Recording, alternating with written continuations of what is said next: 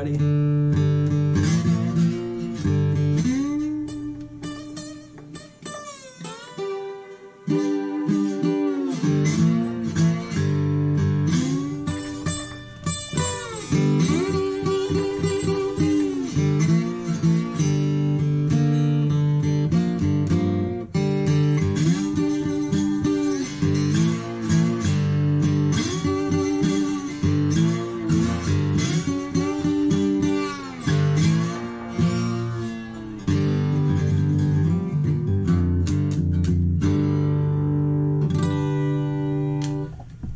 Hello, this is QuickStart Guitar Live. I am Rod Gels. We are in the midst of a pandemic still, and we will be, I'm guessing, for some time. I hope you're safe. I hope you are being kind to one another. I hope you are listening to the people who know more about this than we do. And I hope you're being productive, and I hope you're getting, keeping the positive energy flow as you can, in any way that you can. Music does that for me, and studying and all this stuff, it's been doing it for me. So what we're going to talk about today is the history of the blues, the history of the guitar in the blues. And we're going to take the blues from the work song to rock and roll. It's going to be a trip from the work song to rock and roll. So when we talk about the blues, the history of the blues dates back to like slavery times, and even probably before. It goes even back to Africa, the way they, the chants and the different rhythms and all that kind of stuff in Congo Square. And there's all kinds of things in New Orleans. But where we're going to start on, where we're going to hop on, is slavery in the cotton fields. And this is some of the worst work that you can do. Really, really hard, backbreaking work and heat and the cotton has, it's thorny, and it gives you, it's very painful apparently to pick cotton. To the 1800s, this is what you got slaves to do, because nobody else wanted to do this job. So with that said, it was the slave, and then they became sharecroppers. Once we had something that was called Reconstruction that kind of fell through, and slaves weren't really free. They went from a slave status to a sharecropper status, which is really a kind of the same thing, but reworded a different way. Okay, it was a political maneuver, but the economy was still kept intact. The southern economy was still kept intact. They still plantation owners still needed cheap labor. They still needed a way to figure out how do we get them to work for little to no money, and so 13-hour days, and you're bending over and you're picking cotton and you're getting it getting your hands cut up in the process, and the thing that kept you from going absolutely bonkers was the work song. These were came from a variety of different areas. It could have been like old spirituals. It could have been stuff that they made up on the fly. You're in the cotton field and you're doing the same repetitive motion for 13 hours, you're going to come up with a rhythm that is going to inspire you to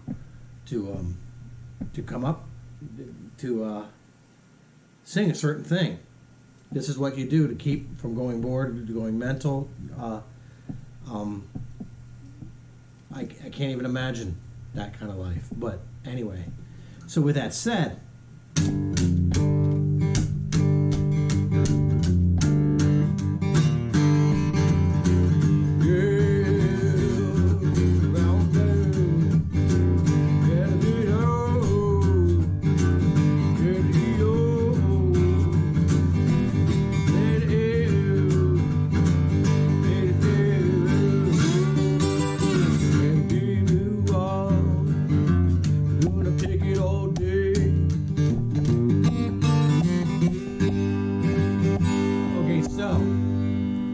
different kinds of work songs. First kind of work song we have is, as I said, the cotton fields, tobacco fields. In America, in the southern parts, a lot of the southern parts of America, as I said, sharecroppers took care of. They didn't make money off of it. They barely made enough to survive, and they lived in shacks. So if you're still working 13-hour days, 12, 13-hour days in the blistering sun, and you're going home to a dirt floor, it's probably still slavery. So, with that said, Manifest Destiny across America, putting train tracks from the west coast to from the east coast to the west coast. That's the second kind of work song that we have. What it is you had the train tracks, and we had teams of people on either side of the tracks. Some people were swinging sledgehammers. Some people were swing sledgehammers at stakes, and some people were moving the track into place so they could be staked down. All right, they needed a particular cadence, a particular rhythm, in order for that to go flawlessly and in time, and where you have 8 to 10 people on a thing.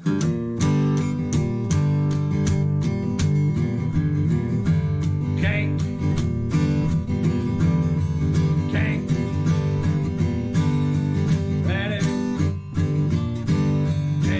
Okay, so that's a particular kind of work song where you move it, you strike it. Those are the two actions, and they would have these work songs that were for that purpose. A lot of these people were inmates, prison inmates. Some of these, I hear they were some American Indian, some Mexican, some obviously Negro, black. So it was all different kinds of people, but it was they're all coming together, and they're all singing this song. And as long as you were singing the song with everyone else, that meant that you were in the groove of things, in the groove of progress of the work. So that is where the blues came from. It's all these melodies that's where the blues came from. The melodies they sang. The number one instrument of the blues, by far, the number one instrument is the voice, the human voice. Okay, it is the sound of pain. It is the sound of crying. It is the sound of conquering. Okay, blues isn't just about depression. The blues was about we're gonna get beyond this. Life is tough now, but there's a promised land, and the blues was like I'm gonna get beyond this. Okay, so not to be confused with religion, because there's a lot of times religion was another thing that the blues and religion were often not in with each other. A lot of the religious communities thought the blues to be devil's music. So, but it was more than just songs about women. It was more than just about songs about to feel sorry for yourself. It was songs about if a flood happened, if some sort of national catastrophe happened, or flood happened, a church burned to the ground. Anything happened, they would write a blues about it. Okay. So, with that said, the first instruments, some of the first instruments to be playing the blues were horns. We had horn players. We also had guitar players. So the horn players, they would play with the mutes, and they would learn how to bend notes to sound like the human voice, because the human voice, you bend the note, yeah, all that stuff that you can't naturally do with a normal instrument. They found a way to bend notes on their instruments. The trumpet players now, if you're a jazz musician or a swing musician, if you've paid attention to anything that Louis Armstrong has done, you know how to bend a note. It is not an abnormal thing, but back in 1900 it was an abnormal thing.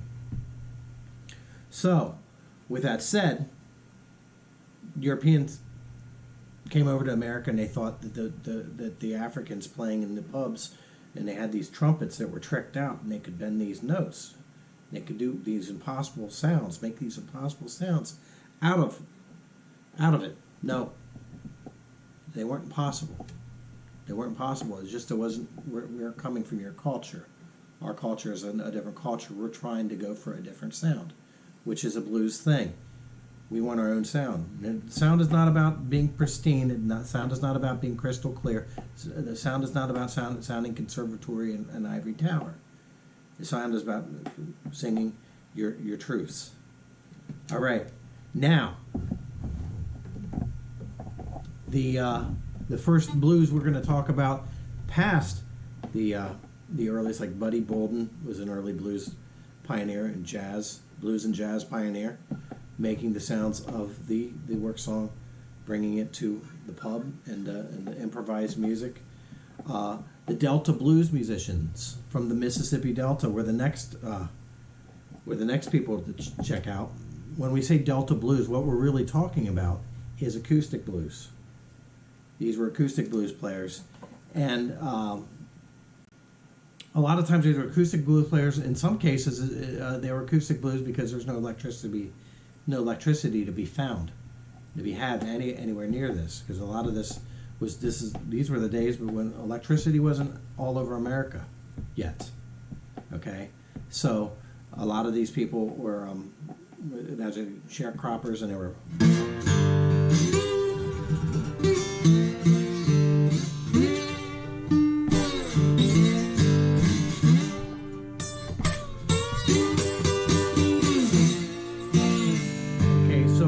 One such person was a guy by the name of Muddy Waters.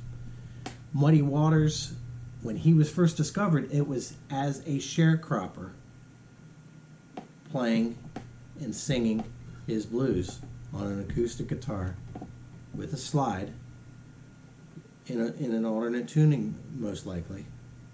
Okay, and we'll discuss that in a minute. And like the Library of Congress or people were coming down to they want this authentic American music. They want to capture it. Okay, so with that said,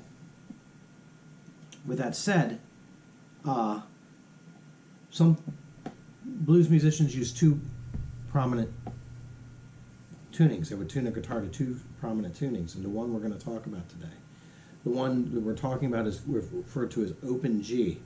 And what open G is you tune your low E string down to a D, this down to a G, your A string down to a G. So this is D, this is G, this is D, this is G, this is B, and this is D. All right? With that said,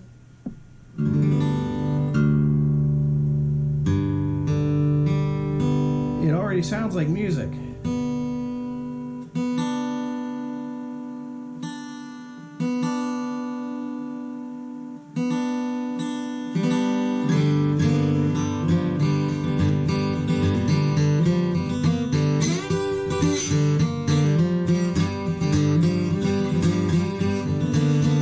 Take folk melodies and spirituals and all these kinds of things, and a lot of times what they would do is they would imitate sounds of nature. They would imitate sounds of people walking, horses, trains, all these kinds of things that we hear in late 1800s and early 1900s life, and they would copy the sounds. That's a blues tradition as well.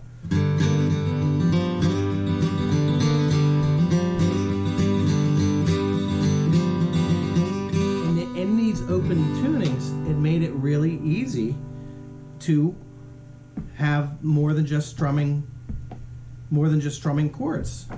Okay, what was neat about it is it enabled you to also emote like a singer on your instrument. That was the highest thing that any musician could do.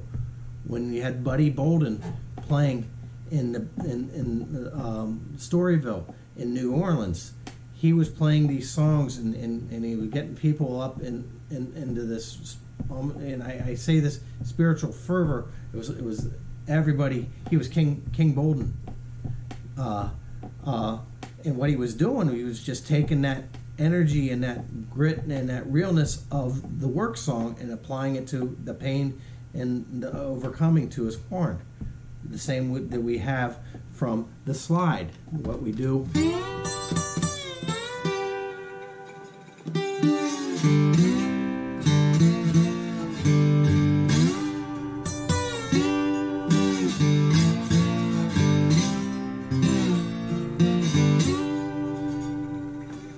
That vibrato. Vibrato is a normal thing to have on a voice, on a blues voice. Blues is different than pop music. As I said, it's not about being pristine. So we have the Delta blues musician, all right. And a lot of the instruments that were being played in the Delta blues were, a majority of them were acoustic instruments, because for that reason we said that it was there's no electricity. So with that said, at some point Muddy Waters decides he doesn't want to sharecrop anymore, so he moves up to Chicago and starts busking there, and he decides, or he discovers very early on that you can't busk in Chicago with an acoustic instrument, because the sound of the city is not the sound of the country. The sound of the city washes out an acoustic instrument. So what Muddy did, and very wisely so, is he purchases an electric instrument, and a new style of music was born in his way of playing this new style of music. He would take his type of blues, his style of blues,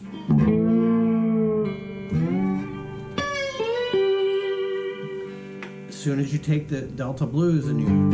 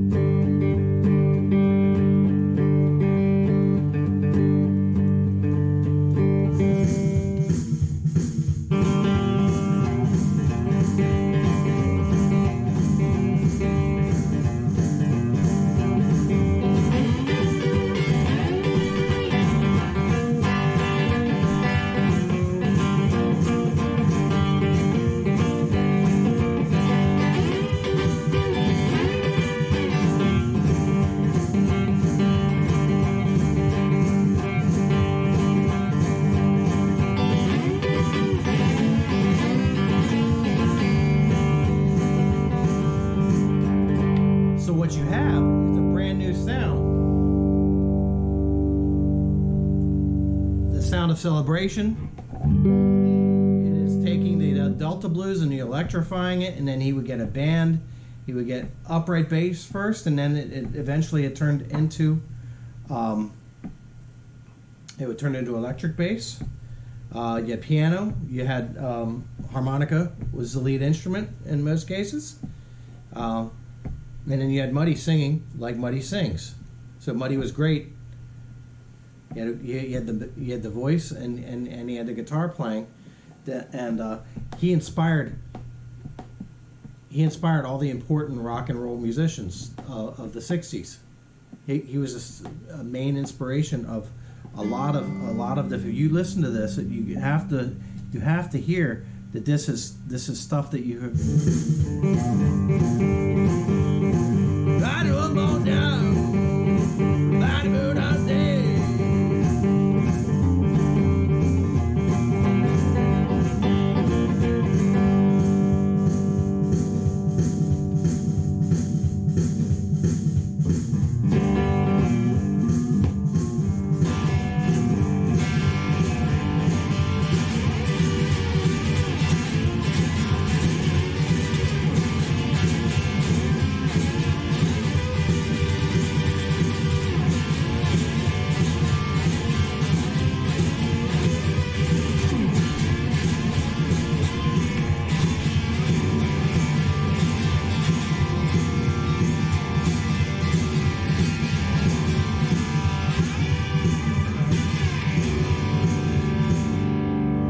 So Muddy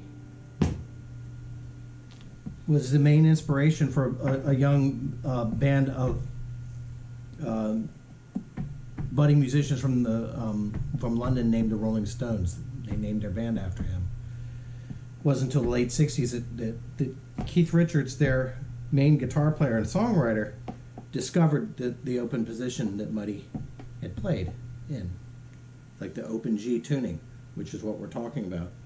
The open G tuning is a D, G, D, G, B, E, or D on the high end. All right, so when you hear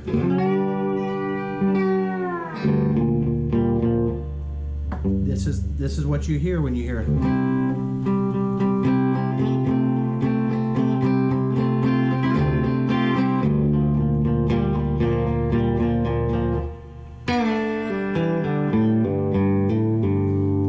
Richards goes through the 60s, spending out the beginning of the 60s being just learning how to do it on his own as he's learning as he's going. He's the DUI, he's the original punk.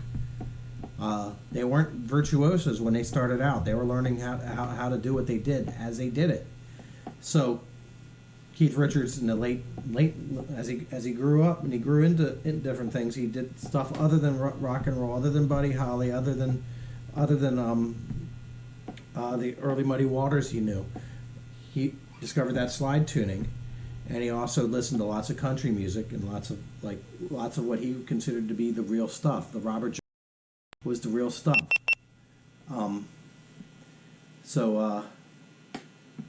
Anyway, so that is where we stand. I'm going to take you out with this. We are done with this lesson. This is Chicago Blues from Delta Blues, from the work songs. Muddy Waters inspiring the Rolling Stones. This is all that. This is the story of the blues. So I'm going to take it out. I want you to be kind to yourself, kind to others. I want you to be healthy. I want you to be productive. Learn something. Make a slide out of something in your garage. All right, this is made of glass. It can be made of steel. It can be made of copper. It can be made of any round thing. You can try plastic. It's not going to sound that great, but if that's all you have, that's all you have. Alrighty. So until next time, this is Rod Gell's QuickStart Guitar Live. Please subscribe to this channel. I am building it. I am doing new lessons every week. I am learning as I go, as did my heroes, and until next time.